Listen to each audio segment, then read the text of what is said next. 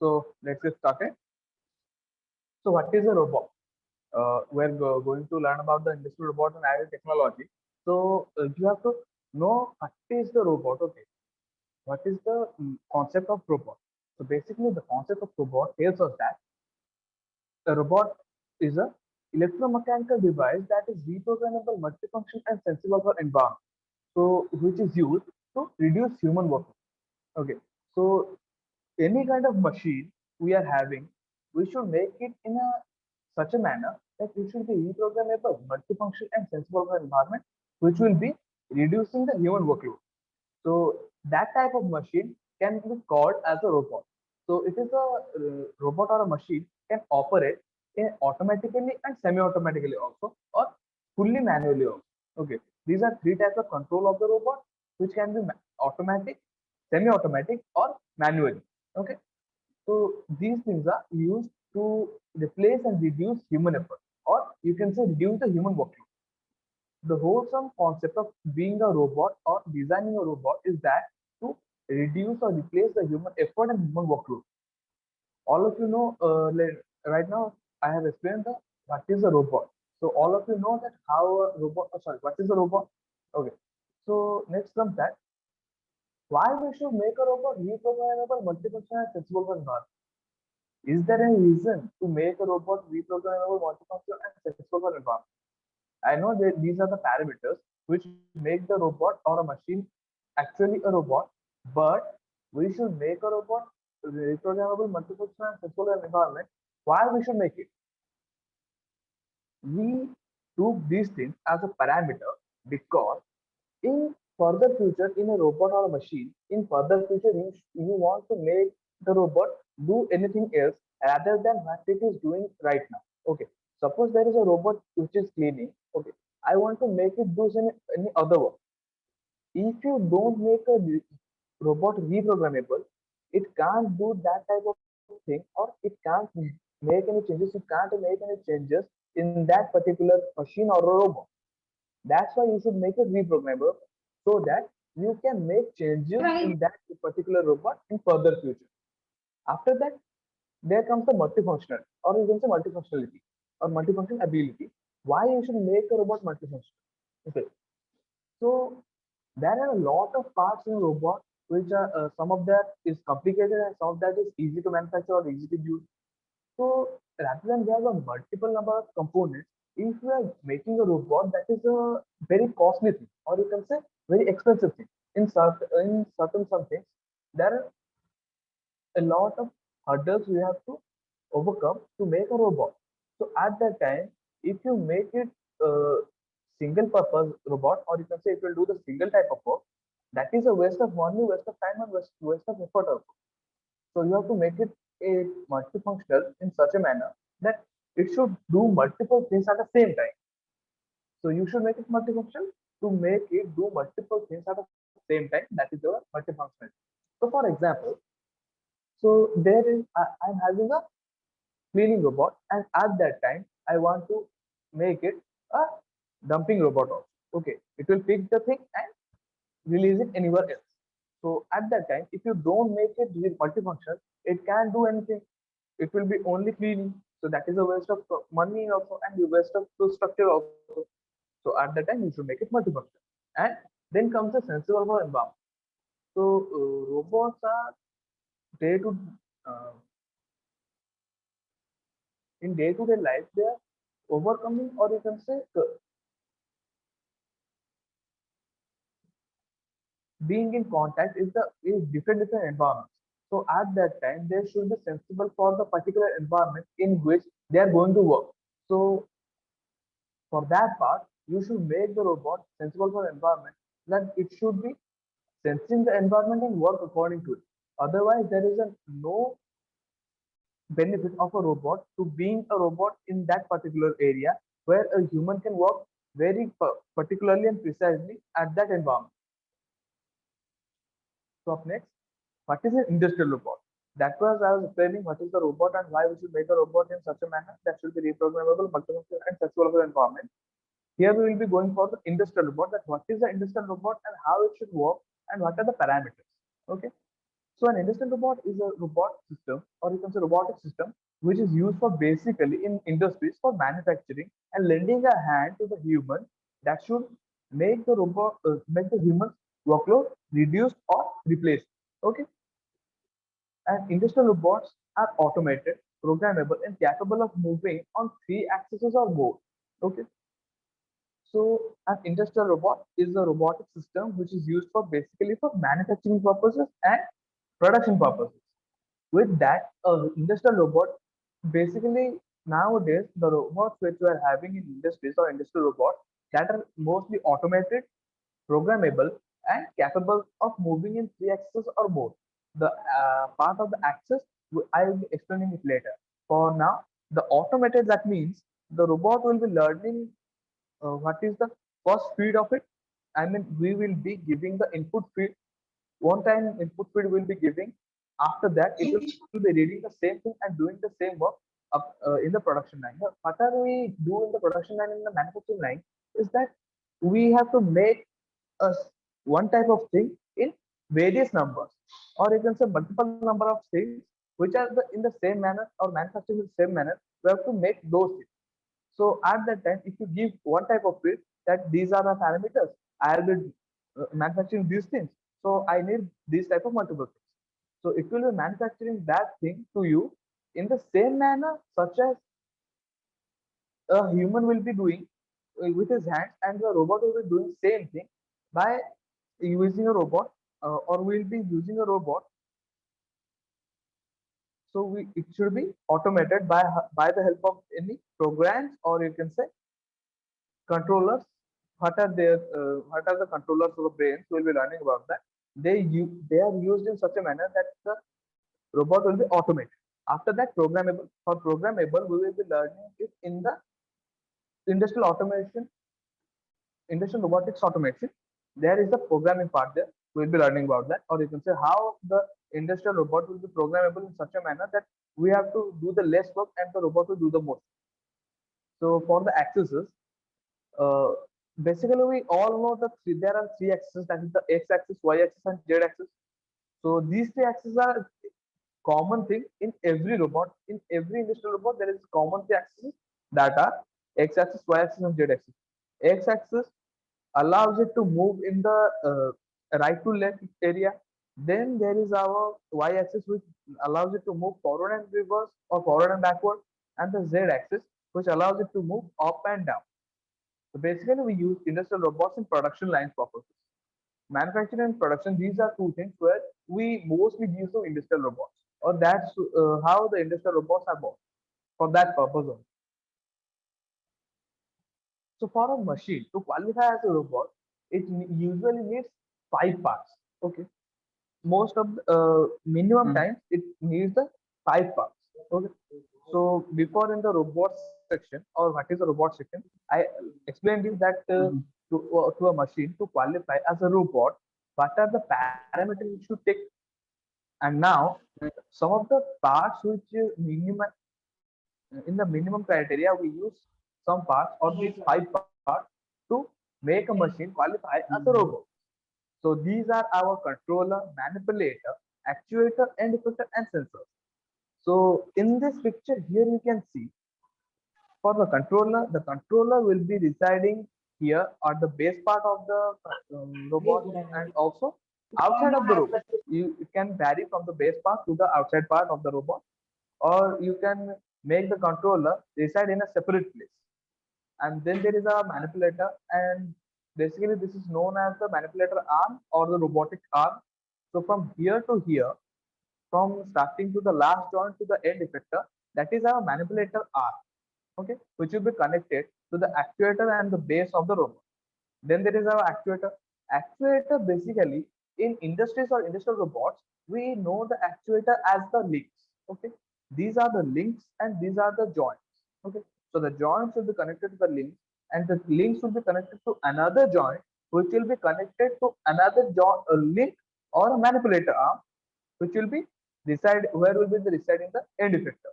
So after that comes the end effector. End effector will be connected at the end of the manipulator arm, where it will be giving the manipulator arm the edge to grip anything or hold anything. And here there is our sensor part. The sensor will be also residing at the end effector, or the sensor can be another end effector. Okay.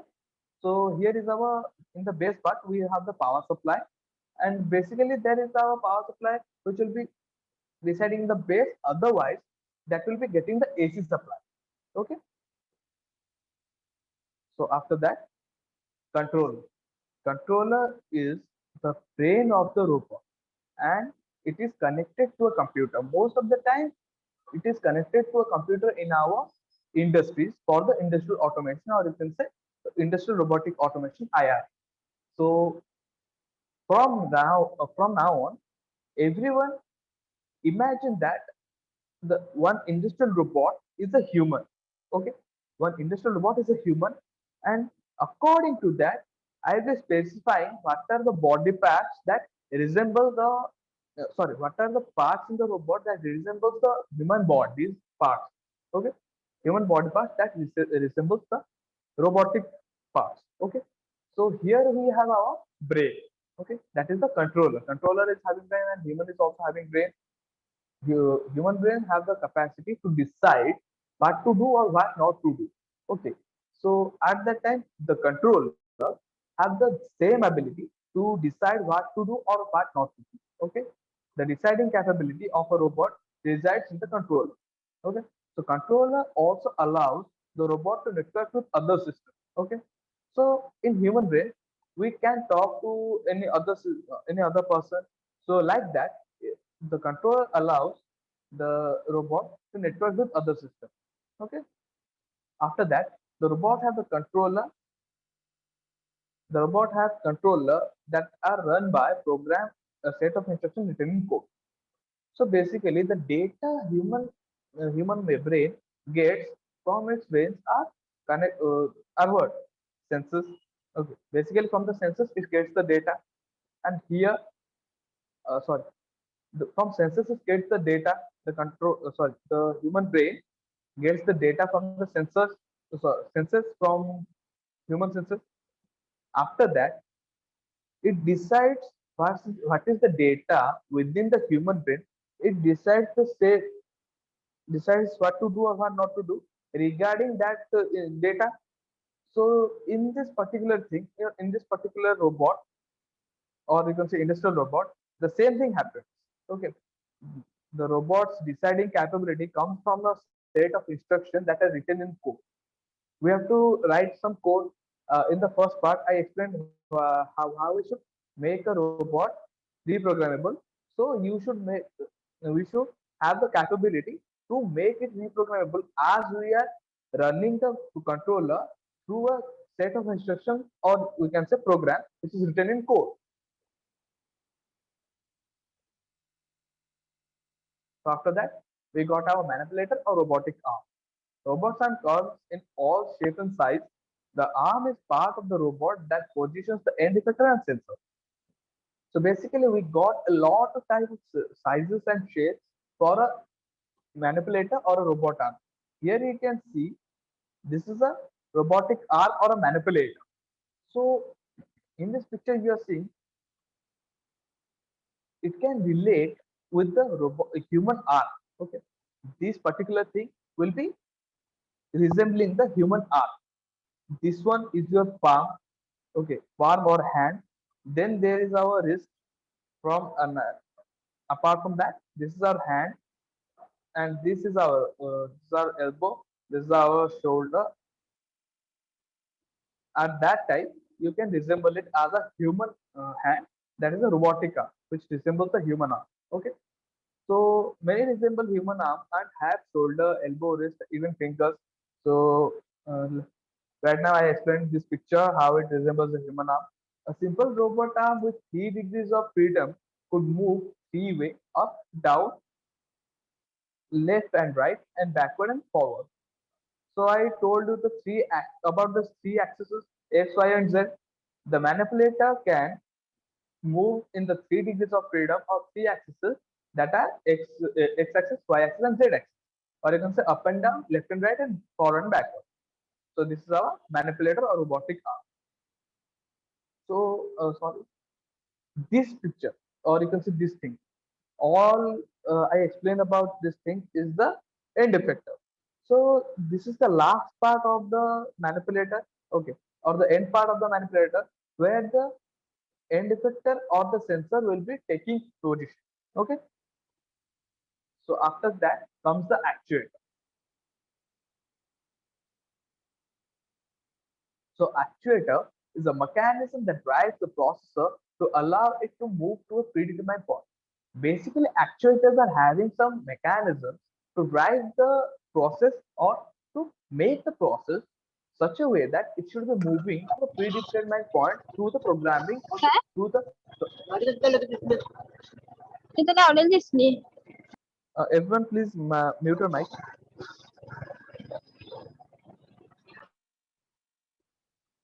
Okay. So actuator is having a mechanism that is used to drive the process or drive the whole machine or whole thing to allow it to move to a predetermined point. Is how the controller will be determining the predefined point, or the user will be defining the predetermined point. After that, it will be giving the task or giving the command to process it, or you can say drive it to the predetermined point. How it will be gonna do? How it will be gonna done? It will be done by the actuator or the actuator mechanism. Okay.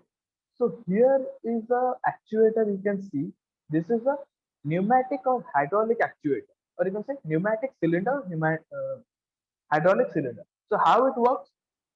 Basically, a cylinder gives us the linear motion. Okay, this is the extend flow port and this is the retract flow. From this part, you will be giving the fluid. Okay, the fluid may be pneumatic pressure, compressed air, or hydraulic pressure.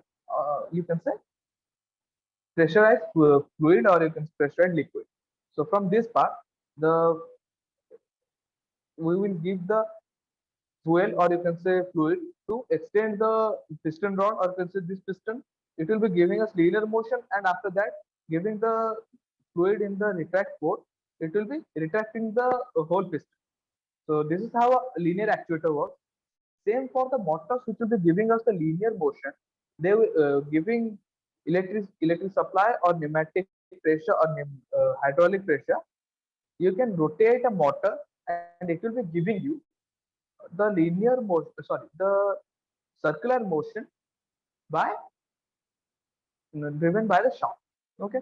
So consists of components such as pneumatic and hydraulic cylinder, pneumatic and hydraulic rocket motor, and electric motor. So these are the actuators we are using in our robotics or industrial robotics. Robotic position is also depends on the combination of these parts. Okay. Uh, Before this, okay, in here I explained you the actuators are the links. So this links can be giving you the driving position. Okay. Suppose I want my manipulator arm, which is here, to place here, or this is the predefined point. Okay, this is the predefined point I want my manipulator arm to be. So at that time, the actuator, which is having a linear motion, will be extending to that point, and there it will be having the manipulator placed, okay, at the predefined point. So robot position also depends on the combination of these components. The robot has a simple movement is driven by the mechanical system that uses a cab. Okay, so the robot has a simple movement which will be driven by a mechanical system that is an actuator, which uses a computer aided machine. Okay, so after that we are having the end effector. So what is an end effector? End effector is a tool. Okay, mind it that end effector is a tool which will be interacting with the environment and doing the work. Okay, so basically it will be connected to the end of a robotic arm or a robot arm. Here you can see in this picture, this is a robot, or you can see this is the industrial robot. This one is a manipulator, this one is an actuator, and these motors we are using, these are also known as actuators. Okay, so in this picture, this is the actuator also, but the joints which are having, the joints will be giving some freedom through which it will be moving downward, and this stuff downward, it will be giving it the circular motion. So at this joint we use some of the motors. Okay, that motors are also actuators. So this is our end of the robotic arm or the end of the robot arm, and this one is our end effector. End effector is a tool which is used, which such as the gripper, a vacuum pump, and anything. So here we are having the milling tool or the milling end effector, which will be connected to the robot end and doing the work. This one is the end effector, which will be interacting with the environment. So after that, some robots can change end effector and be programmed for a different task. Okay. There are a number of robots which can be used or which can change the end effector and program for a different task. Okay. By changing the end effector, you can change the whole working type or work of the end effector, sorry, the industrial robot. Okay. Mind it that you can change the work of an industrial robot according to the end effector. If a robot has more than one arm, there can be more or one end effector on the same robot. So basically, if you have a number of arms in a single type of robot, which gives us the multifunctionality, at that time we can use more than one end effector in the same robot. After that, we got our sensor. So everybody knows what the sensors does. Basically, the sensors does what? They senses the parameters by which is predetermined in them or given to them. According to the parameters, they fetch the data and give it to the controller. So sensor is a device which senses the parameter according to which type of sensor we have. Different type of circumstances require different type of sensors. In industrial robotics, we use sensors to detect the upcoming product and sends the signal to the motherboard for instruction. So basically, the sensor does what? According to the parameter, which type of sensor we have, we got the sensor. Different type of sensors, different type of circumstances require different type of sensors. So for example, I want to measure the temperature, and I got a temperature sensor. So it will be measuring the temperature. If I get a proximity sensor, which will be uh, determining the surroundings, that will not gonna work. At that time, I need the temperature sensor only to measure the temperature. So I got a temperature sensor. After that, I got the motherboard. The sensor will be doing what?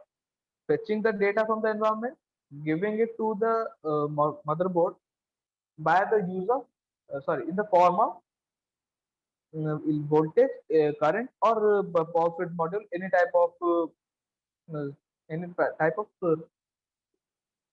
wire. Okay, through that.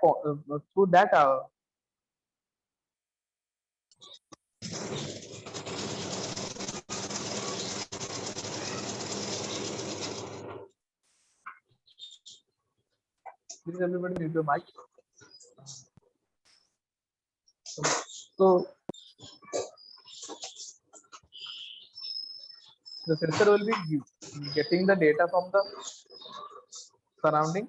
After that, it will be giving it to the controller by the name of, or you can say, in the form of voltage, pulse width module, or current. After that, the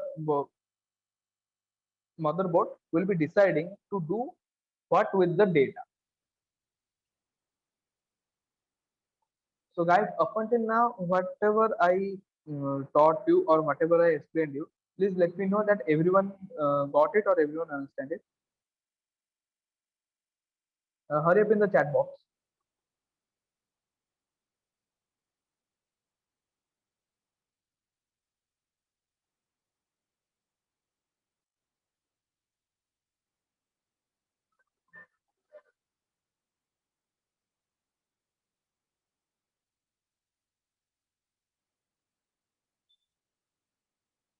Hurry up, everyone.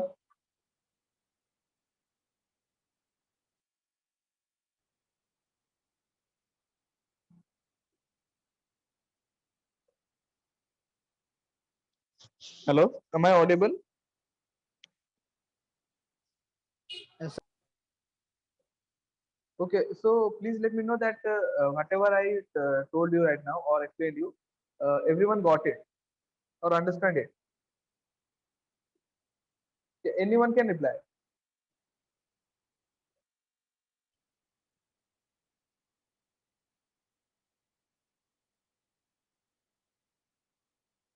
Okay, thank you.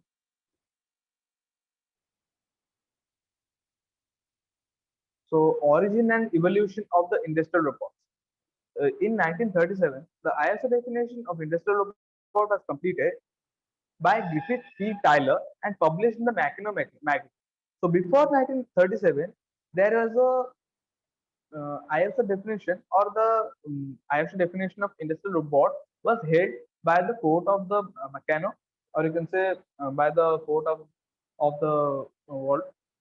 So, after that, it was certified or completed in 1937 and was published by Griffith P. Tyler. In 1938, we got the crane-like devices which are capable of moving in 5 axes. Okay, so up until now we got our 3 axes, and I'll be explaining what are the 5 or 6 axes in a robot where the robot can move.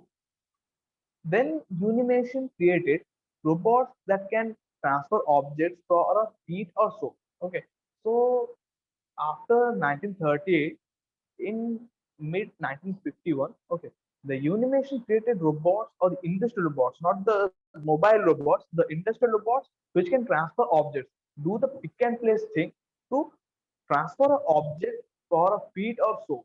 Okay, after that, which we called the industrial robot, particular industrial robot, which is based on something that came. Okay, what is that? In 1969, Victor Shenman at Stanford University invented the Stanford arm.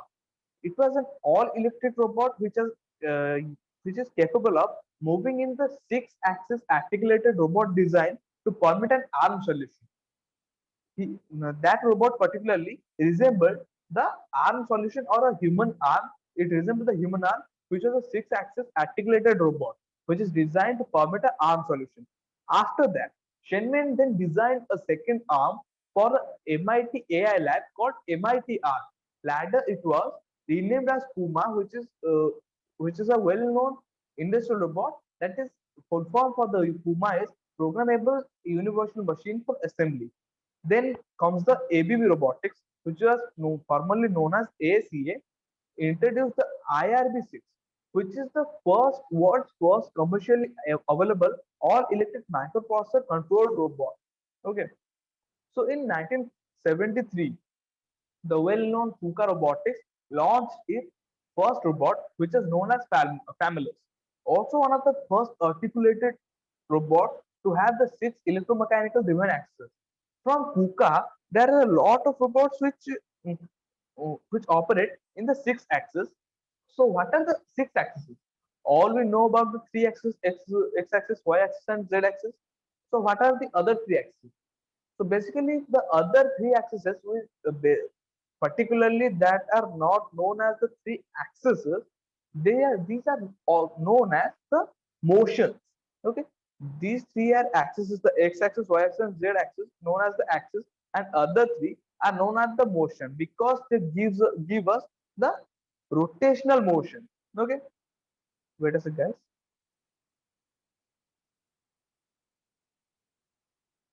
So, guys, let me tell you that.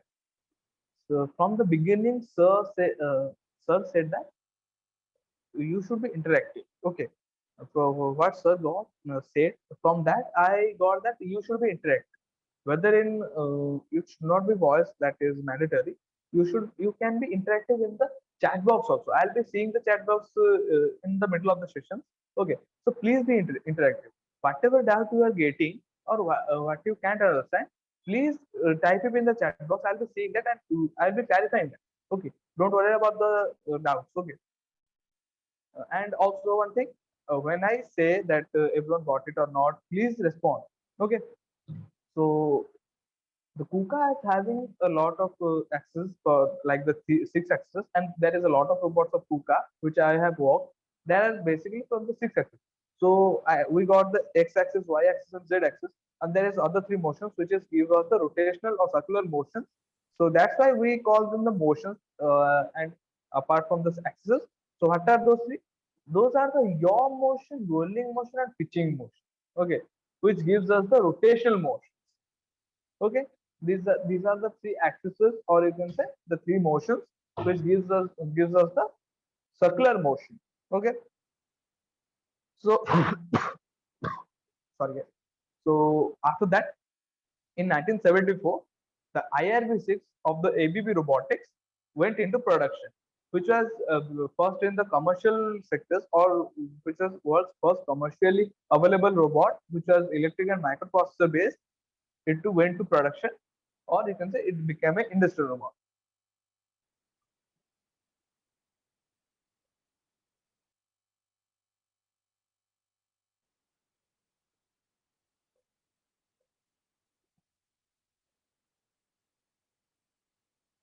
So after that, advantage of industrial robot: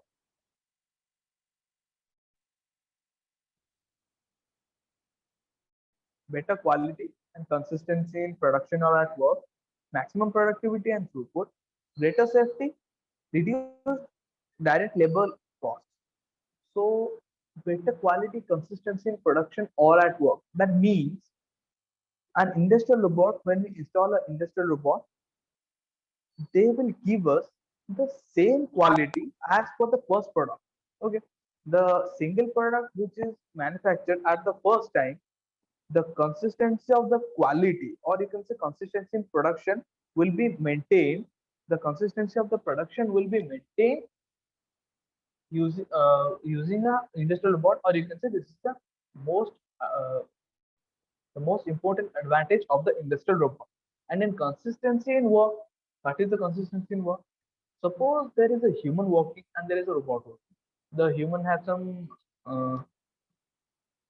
problem occurs and he have to leave, and there are other days where humans get sick, and there are some other problems for which they can work at a consistency speed. Okay, at that time, if we install a robot, the robot will be doing the work consistently without any breaks and giving you the maximum productivity. For the maximum productivity, we got that a human can do a lot of work at the same time. For that reason, we cannot get the maximum productivity from a human as as long as the robot is getting power supply. At that time, the industrial robot or the robot will be giving you work, or it will be giving you the maximum productivity and throughput. So greater safety in the sense, when we install a robot, we have some parameters to check, or you can say there are some safety parameters we have to check must. Okay, in some robots there is fencing. Okay, so not only some, there are a lot of type of robots. Here you can see these are the fencings we use for the safety purpose. Okay, and if the door to the working space is open, the robot will not operate. That is a greater safety. Okay, and safety for humans. Safety for humans. Here you can see there is some machine will be rotating very fast. Okay, if there is a human in this particular area, the machine will stop working, and if it hits any type of thing in this particular working area or working environment, it will hit the robot. The robot will suffer no damage or less damage comparing to the human. Okay, so that is the greater safety of the industrial robot or a human for a human. Okay, reduce direct labor cost. Okay, so reduce direct labor cost means the company has to pay the labor on a daily basis for the daily wages. In the robots, you don't have to pay it daily or pay it a monthly basis. Okay, there is no direct labor cost. Okay, so when we having an advantage of a certain thing, there is also the advantages. Where there is advantage, there is disadvantage also. So what are the disadvantages of the industrial robots? So the industrial robots disadvantage is that high initial investment, because when you go to the manufacturing, when you go for the purchase of a robot, you have to invest a high initial amount or a big amount. So that is a disadvantage. Expertise can be scarce. Okay, controlling a robot is, or you can say expertising a robot is very scarce. You can say, or you can say in some manner that is difficult. Okay, difficult but not impossible. Okay, as we are learning robotics or about the industrial robotics, it is a very good thing or a interesting thing, but expertise can be scarce in some points. If you don't want to learn, or you can say fickle in the learning point, you can be you can be facing some problems expertising the industrial robot control or automation. Okay, and then there is our ongoing cost. Ongoing cost in the sense it will draw the power very quickly, or have get the power, require a high amount of power. Okay, in those manners the ongoing cost is a disadvantage, but it is not like the human direct labor cost. Okay, so after that, this is the part of the industrial robot.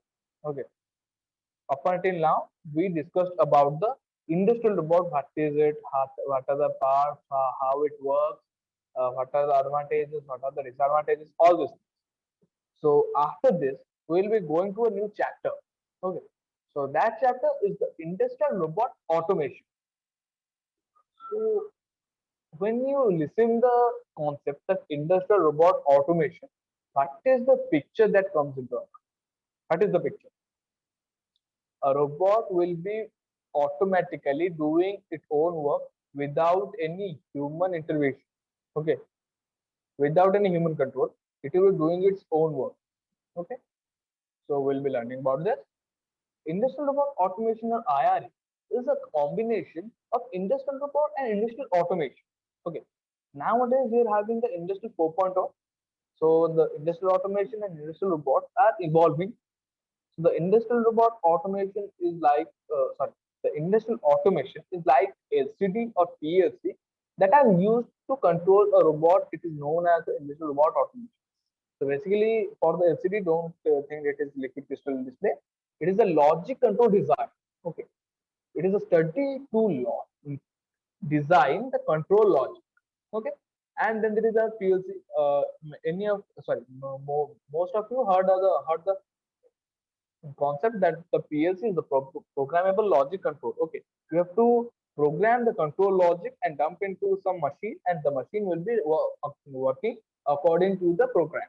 Okay, so these are the things that will be added into the industrial robots, and we will be getting what? Industrial robot automation. So here it is written that industrial robots plus industrial automation, we got our industrial robot automation. Okay. So here is our industrial robot automation field coverage of IRA. Okay. So what are the field coverage? Field coverage in the sense, what are the engineering fields that covers the industrial automation? Not only the engineering fields, what are the most important fields that should be covered in an industrial robot automation learning. Okay. So industrial robots automation uses control system, computer and information technology in handling various processes and machinery in industry. So basically, it uses the control system theories and practicals, and computer and information technology for designing the programs. And in some ways, you will be getting the ladder diagram knowledge. Okay, that will be helping you. So for the industrial automation purposes, there is our PLC. Okay, what is PLC? PLC is the programmable logic control. Programmable logic control, you have to do what? In the TIA portal. Okay, mind it, in the TIA portal, total integrated automation portal, you will do what? You will be doing the ladder diagrams. Okay, ladder diagrams in the PC. Okay, in the PC, you will be doing the ladder diagram. After that, the ladder diagram will be dumped into the PLC hardware. Okay, after that, the PLC hardware will be connected into the system, in the industrial system, or you can say industrial robot. And after that, what is the logic you have made? The logic will be start working in the machine. Okay, just think about it. You don't have to control anything. You don't have to do anything. Simply design the ladder diagram logic, or design the program, or write the program, dump it into the hardware, or dump it into the controller of the robot. Then the robot will start working according to it. Okay, so that is the industrial robot automation that makes the industrial robots easy to use and very suffice to make the work according to the human, and that is totally automated. Why? Uh, that is totally automated because we use the term automation. Okay. So the benefits of the industrial robots automation. What are the benefits of the industrial robots automation? The benefits we get from the IRA is single time data feed, automated manufacture, precision as per the single fitted data, own analytics report generation at the same time of the production also. Okay. So in this picture you are seeing that this is the embedded terminal or the client terminal. It will be networked with the robot server controller, and this is the kind of PLC. This is the fixed type of PLC. Okay. So the robot controller and server can be a PLC also. This is networked with the wires like RS232 or RJ45, which is the RJ45 is our LAN cable also. You might have seen that. So these are network, and after that, the PLC will be controlling the industrial robot. The data will be fed into the hardware of the PLC. The PLC will be connected to the industrial robot through a control cable, and it will be controlling the industrial robot according to the logic you have given from the embedded or client terminal. Okay. So the benefits are single time data feed. Okay. You have to give the data feed or the data only one time, because what we do in our industries, that in manufacturing and production lines we have to make one type of thing in a number of times. Okay, we have to manufacture one thing. Okay, suppose I am having a mouse, I have to manufacture a mouse. Uh, I have to manufacture mouse, but a number of times. Okay, or I have to manufacture like 30,000 or 50,000 mouses. So at that time, you have to give the design of the mouse and to the program how to make the mouse with the coordinates, and it will be creating the mouse. Okay, or it will be designing the mouse or manufacturing the mouse. Okay, that is the single time data. After that, automated manufacture. If we give the single time data feed, you give the data single time, and after that, the whole process will be done automatically. That is our automated manufacturing. This is an as per the single feeded data. So whatever the first product, okay, what is the first product we get, that is our single feeded data. The first product which is having, we give the data. So what are the precision, what are the accuracy we have in that particular mouse or particular product, that will be followed in whole 30,000 things. Okay, or 30,000 mouses. What is the first precision, accuracy, and model of my first mouse? The whole 30,000 mouses will be the same manner, or will be manufactured in the same manner as the first thing or first product. Okay. After that, in the industrial robot automation, in the industry scope 4.0, or you can say now we are having the 5.0 in some days. So it will be generating its own analytics and reports at the same time of the manufacturing to let the user know that I am having these problems, and you have to fix it right now, or in some intervention of time, you have to fix this. Okay, he will be the industrial robot will be generating its own analytics and performance reports at the same time of the production through the industrial robot automation, or you can say IR. Okay, so after that, in this picture you are seeing, what are you seeing? That is the industrial robot automation in production line. Okay, so all these robots are using the industrial automations, that is called as industrial robot automation. We get the demand-based production, increased productivity, automatic control, single program control, accuracy, less human supervision needs. Okay. All these things we get in our production lines of the industrial robot automation, or with the industrial robot automation. So demand-based production, that means I need this amount of production by the time of this date. So we got our demand and fulfilled it by the industrial robot automation. Then we are having the increased productivity. As I told you, the advantage of the industrial robot is the maximum productivity. So this is our increased productivity, or you can say maximum productivity. The robot will be working till there is a power supply given. Then after that, automatic control. Whatever I told you in this benefit of the industrial automation, automated manufacturing, this is our automatic control. Then there is our single feed data, sorry, single data feed or single time data feed, which is our single program control. Accuracy or precision, you can say less human supervision need is the single time data feed. That means you don't have to monitor it properly. Okay, it will be doing its work, and of course it will be giving you the data, or you can say own analytics and reports by the time of production also, or the same time of the production you will be giving it the analytics and reports. So you don't have to supervise it properly, or you can say thoroughly. One man have to uh, supervise it whole time. There is no need of that. So these are our IRA in production lines. Okay. So here we end up that part of our robotics, and industrial robotics automation. After that, we will be going for the overview of IoT technology.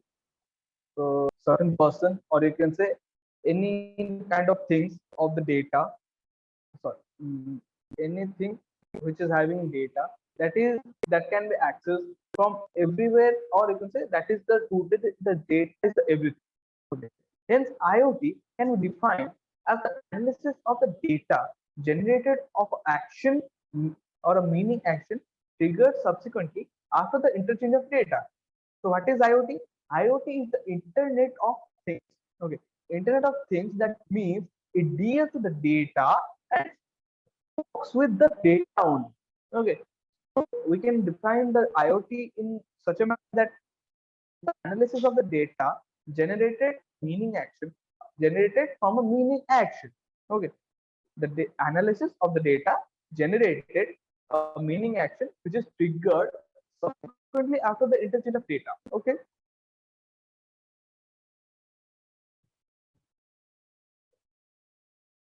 So there is the IoT can use. So IoT can be used to build application for agriculture, asset tracking, energy sector, safety and security sector, defense, embedded application, education, waste management, healthcare products, telemedicine, smart city applications, and all of that, and etc. So the overview of IoT technology says us that data is everywhere and everything. Sorry, data is everything and everywhere.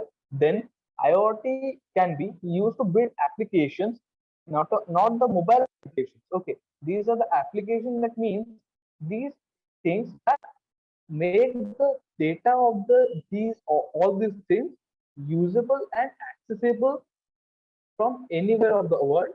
That is the application here. Okay. So build application for agriculture, asset tracking, for energy sector, safety and security sectors also, for defense sectors, embedded applications, education, waste management, healthcare products, telemedicine, smart city, energy management, flights, security, then smart cities, analytics, wearable technologies, all this. Okay. So then we got our IoT aided robotic system. Okay. So in this picture, you are seeing that how the robots, or you can say robotic systems, are used via IoT or managed via IoT to do all this. Okay. This is the cloud, or you can say IoT storage. So from here, the data which is fed, okay, data will be going to the cloud and transmitted anywhere else.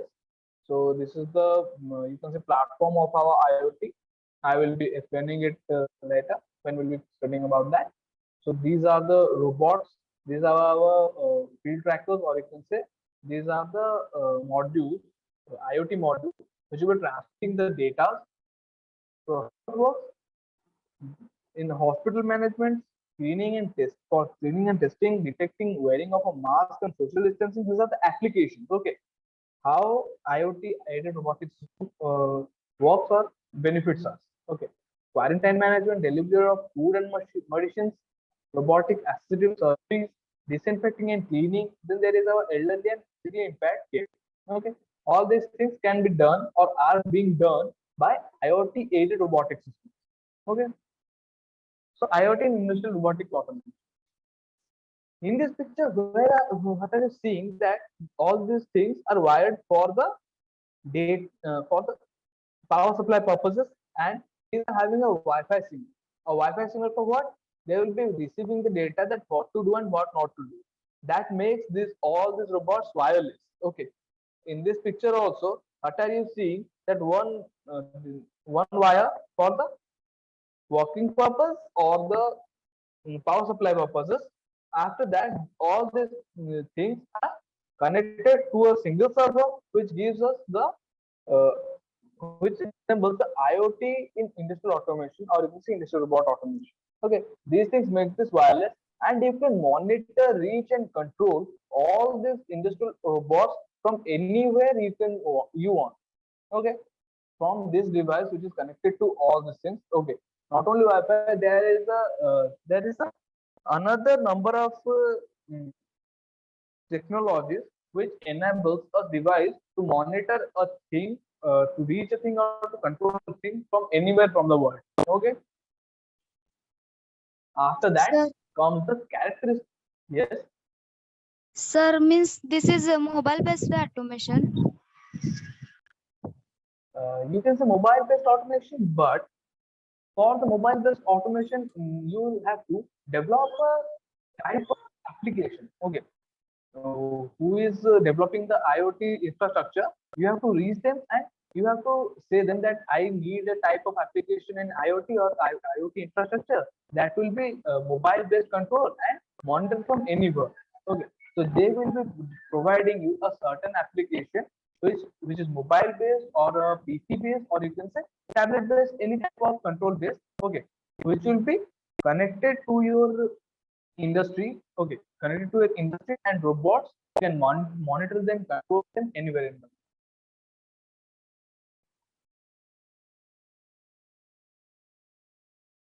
You got it? Hello? Yes, sir, got it. Okay.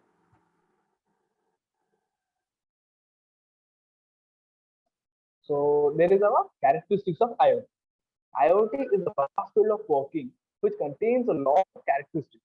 Some of the most important characteristics are connectivity, intelligence and identity, scalability, dynamic and self-adapting, architecture, and safety. Okay, so these are the most important characteristics in an IoT infrastructure, which you have to have most. Okay, so what are the that is the connectivity. You can say that is the main thing in the or the main characteristics of IoT. Without connectivity, IoT is nothing. Then there is our intelligence and identity, which will be used in the for safety purposes, for any other purposes. Then there is our scalability, which will be measuring the data, what to do with it, or how to use it. Then there is our dynamic and self-adapting purpose, which will be enabling. Hello, anyone asking something?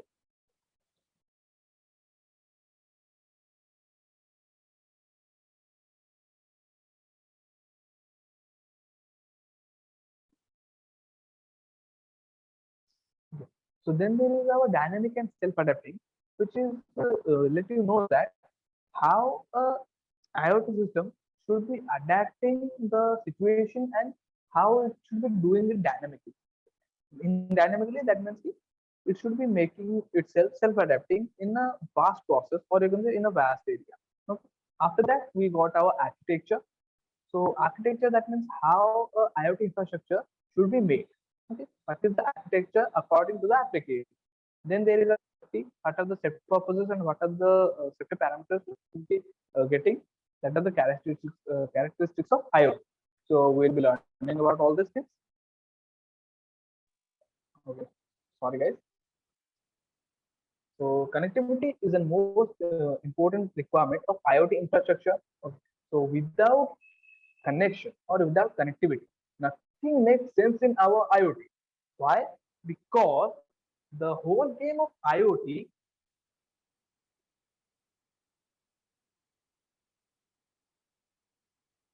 So the whole game of IoT is what?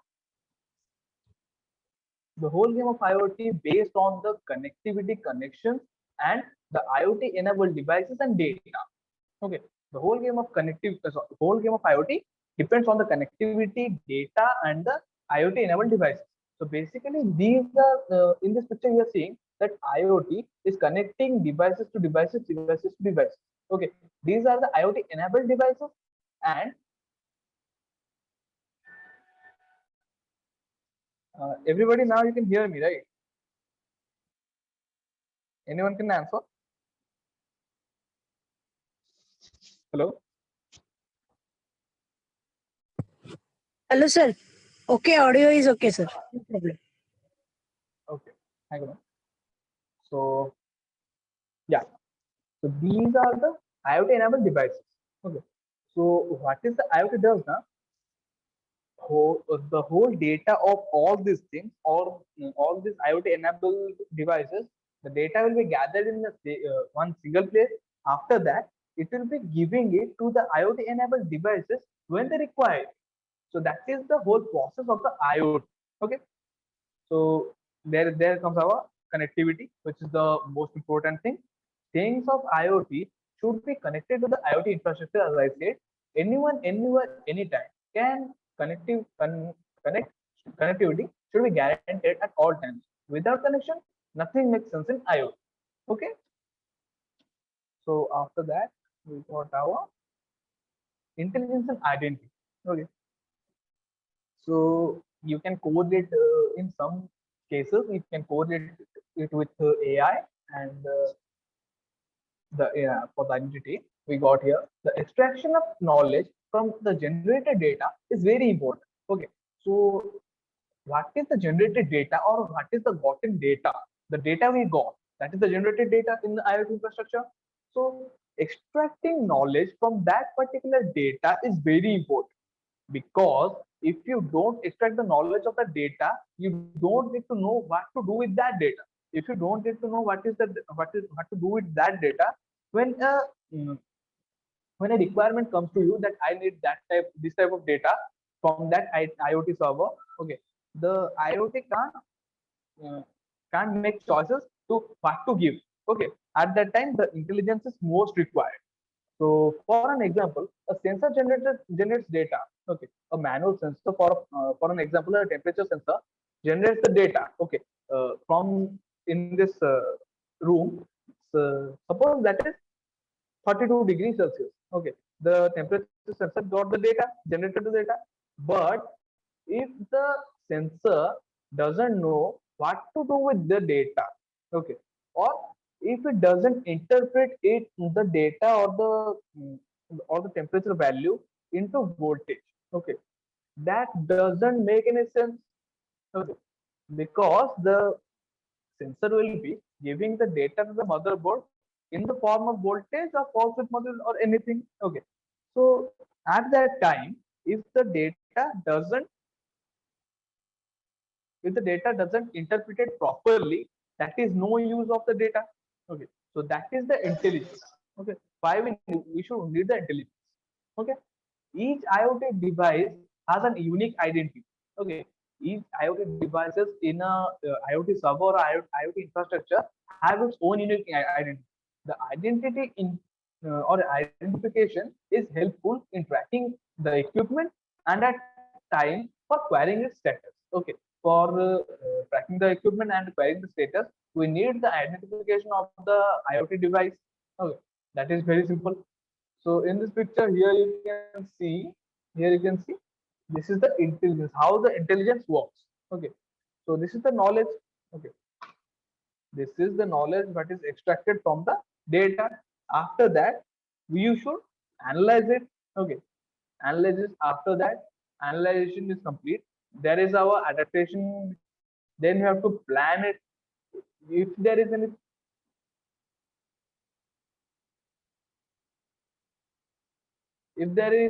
any changes in the plan, then you have to change the plan. Then you have to execute the plan, and after that you have to monitor. So that is the IoT, intelligence and identity work. Okay.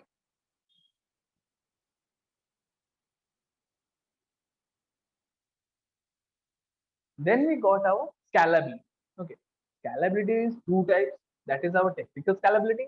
Then there is our operation scalability. Okay, the technical scalability is how the platform scales with the volume of the devices and data. Okay, so basically the scalability is what?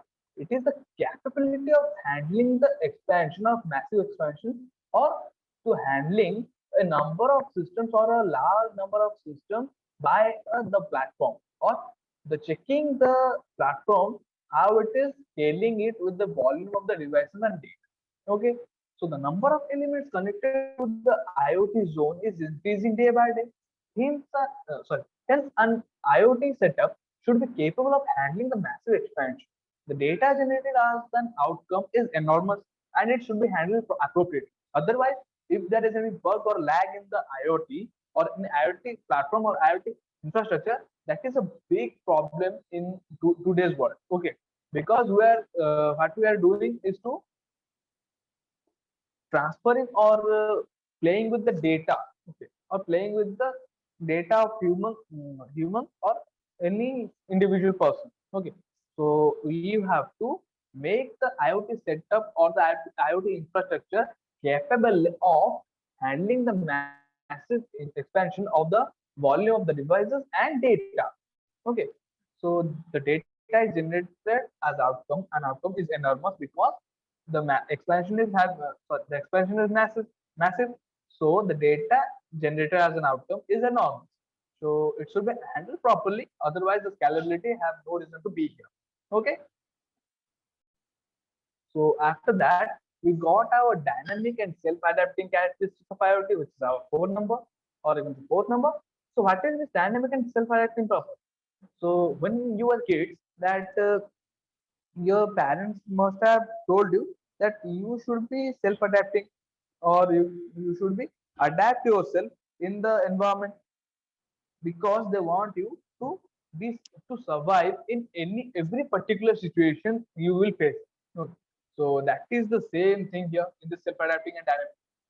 So IoT devices should be dynamically adapt themselves to the changing contexts and scenarios. Okay. So the environment or the scenarios happening, or the environment the IoT devices or IoT infrastructure is in, there should be, or they should be dynamically adapt themselves to the changing context and scenarios.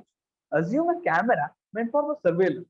It should be adaptable to work in different conditions and different light situations. For example, morning, afternoon light, in every light situation and every conditions, like raining, too much windy situations, and then there is our sunny days. Okay, so in those situations, a camera should be adaptable to those situations, for which camera is meant for surveillance.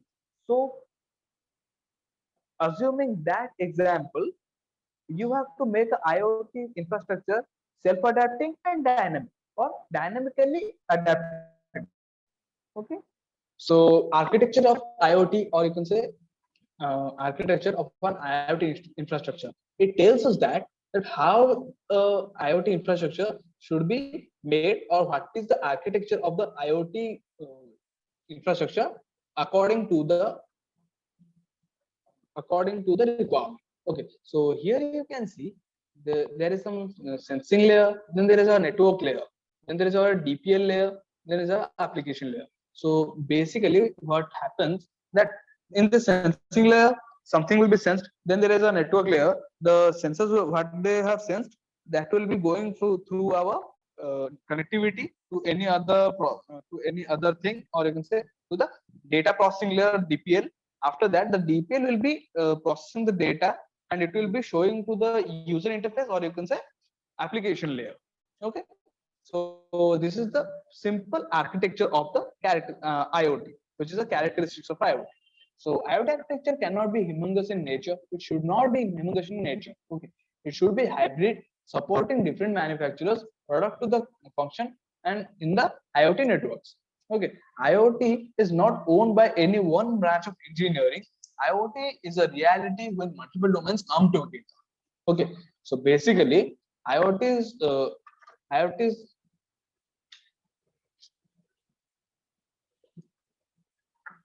the IoT's architecture should not be humongous. Okay, if it is humongous, then it should make problems. Okay, so that's why the architecture should not be humongous. Then it should be how it should be. It should be hybrid, supporting different manufacturers' product to the function of IoT network. Okay, so after that we got our sixth and final characteristics of IoT, that is safety. Okay, so there is danger in the sensitive personal details of a user getting compromised or when all his or her devices are connected to the internet. This can cause a loss to the user. Hence, the data security is the major challenge. Besides, the equipment involved is a huge. Okay, so characteristics of IoT. Number six, safety. So here you can see in today's world, safety of the data is mostly one of the issue. Okay, safety of the data is today's one of the most important issue, you can say. So there is a lot of dangers when we connect it to a IoT infrastructure, or you can say when you get to the IoT infrastructure, what we are having, we connect it to the web. At that time, we have the fear of getting our data compromised. Okay, or the personal details of the user getting compromised. So for that reason, we have to make our infrastructure that safe or that strong.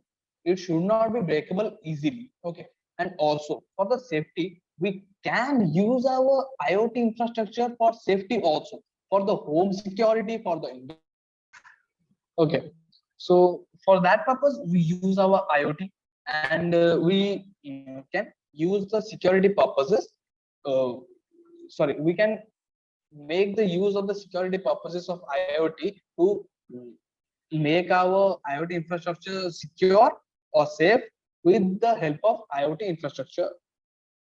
Okay, and therefore equipment safety is also essential, and IoT networks may be also at risk if there is a involvement of a huge amount of equipment. So you have to make your IoT infrastructure that safe and the architecture that safe, so that it should not be breakable easily. IoT technologies. Okay, so there we got our number of IoT technologies, and this picture, whatever you are seeing, every single thing is a IoT technology. Okay, so we will be learning about this. First of all, we got our Wi-Fi. Okay, in this picture, whatever you see, these all are the emerging IoT technologies. Here you can see these are LoRaWAN, RFID, Sigfox, Wi-Fi, NB-IoT. Then there is our Zigbee, LTE, Cat M1, Thread, and platforms. Okay, some of you know that Wi-Fi you have known, the RFID tags you have known, and platform you have also known maybe. Okay, so all these things we'll be learning about now, and I will try to make it short because this is a very long chapter, and we don't have that much time. So I'll be explaining you all this. So IoT technologies, number one, Wi-Fi.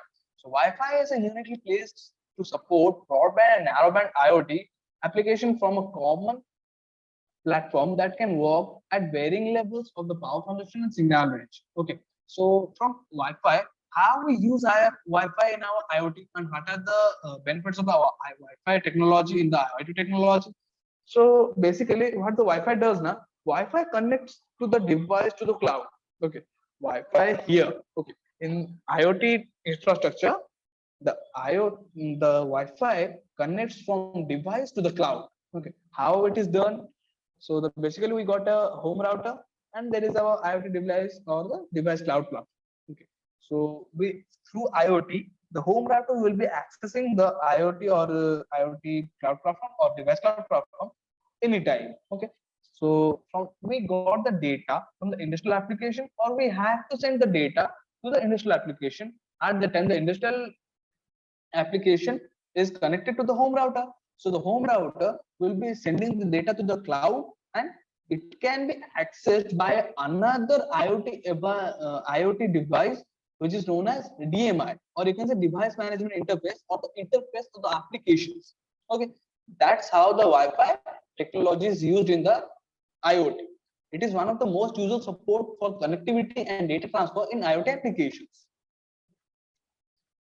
Then there is platforms. Okay, platforms in the sense, in a supporting base where the IoT infrastructure or IoT technology resides. Okay, IoT technology should include at least one of these. So there are three type of most usual platforms, that are edge computing, cloud computing, and machine learning. Okay, so these things are edge computing. Edge computing is faster, but what it does now, it gets the data, process, and actions. But the cloud data, what it does, the image data will be uploaded to the cloud, then the image will be processed in the cloud, which is more suitable for the IoT infrastructure, because it have to get the intelligence or get the data. Then when the command is received to fetch the data to another device of the IoT, then it will be giving the data, or the control commands return to the data, and then the action happens. Okay, so after that, then there is our ML, or you can say machine learning. Machine learning is done how? Number of components, or number of ML components, machine learning components connected into a machine learning device. Okay, that machine learning device will be controlling those three things, and after that, that will be giving the data directly. So the cloud computing technology is the widely used IoT technology or IoT platform, which is the mostly used. Okay, that's why I said you must have known some of the platforms, which is the cloud computing or the cloud. Some of them known as the cloud storage also. So then there is another type of IoT technology, which is Thread. So Thread is an IPv6 based low power mesh networking technology for Internet of Things or IoT products. So basically, it is a company. Okay, Thread is a company which designs the IPv based low power mesh networking technology for IoT systems intended to be secure and future proof. So Thread company, which IoT products they design that are intended to be secure and future proof, and the most secure and future proof IoT products are made by Thread. And also these are the companies. There are some other technologies like Zigbee or others, some IoT technology that are similar to Thread and Thread certified. This company certifies the IoT technology also. Okay, so which means they are usually more secure and crack proof. Okay, so Thread company got our applications, different type of applications. Then there is our security and communications that uses the UDP, IP routing, and 6 low WPN, and that uses IEEE 802.15.4 for Mac, and then there is our IEEE 802.15.4 for PHY. Okay. So then there is our Sigfox. So Sigfox basically is a company which offers a software-based communication solution. Okay, in software-based communication solutions for IoT technologies, like all the networks and computing complexity managed in the cloud rather than the other devices. Okay, other devices in the sense we got our edge computing, which is made by devices, and machine learning also made by some devices. But the Sigfox gives us the benefit of a software-based communication solution where all the network and computing complexities can be managed by the cloud rather than on the device. So what it does, basically these are some sensors we have, okay, or the machinings or some industries we have. The data what they got, that will be stored in the that will be transmitted to the Sigfox station. The Sigfox stations will be giving the data to the cloud or the Sigfox cloud. After that, the Sigfox cloud will be using its intelligence and identity and giving the data with the identity to the different password IoTs or interfaces which devices are connected to the sorry guys, the devices that are connected to the Sigfox cloud or the IoT infrastructure or the Sigfox infrastructure. Okay.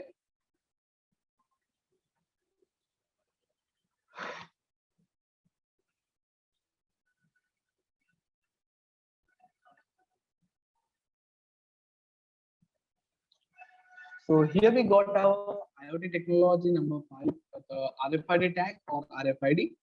RFID is the radio frequency identification system, is an automatic technology and aids machines or computers to identify objects. It records metadata or control individual targets through radio waves. So basically what it does now, there is a RFID tag and there is a RFID reader.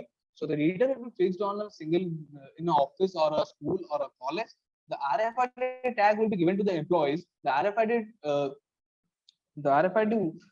tag will be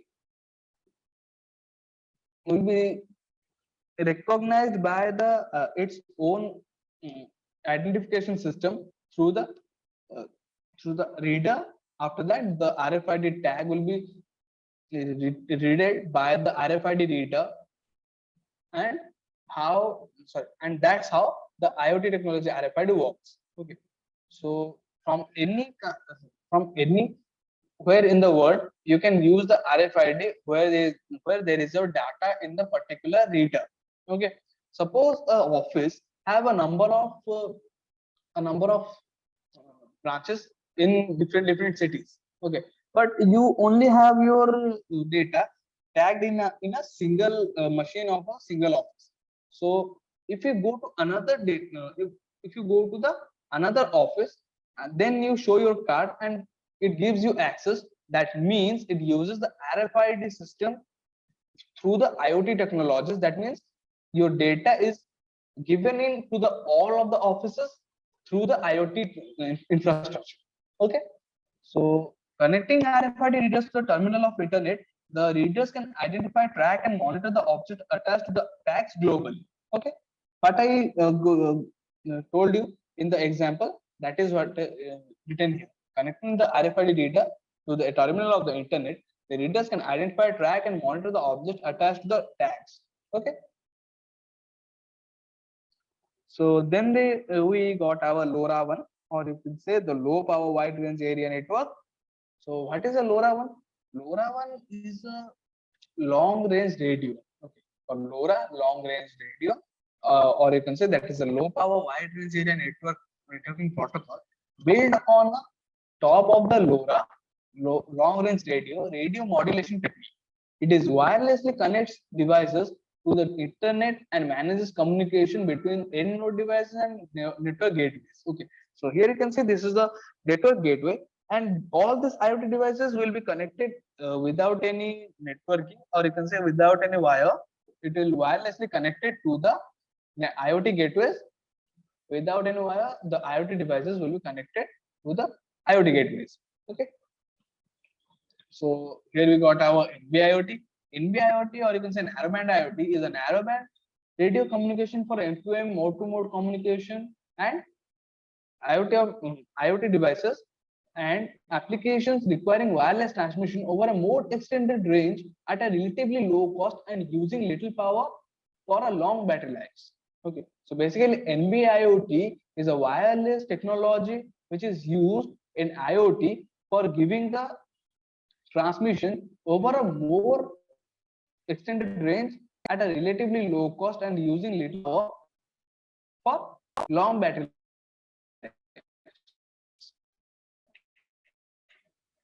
Then we got the last one here, CAD M1. So basically CAD M1, or which is known as CAD M, is a low power based and low cost LPWAN technology developed by CGPP as the part of 13th edition of the LTE standard. It is complementary technology of the NB-IoT. So LTE-CAD M1 gives us a number of advantages. What are those?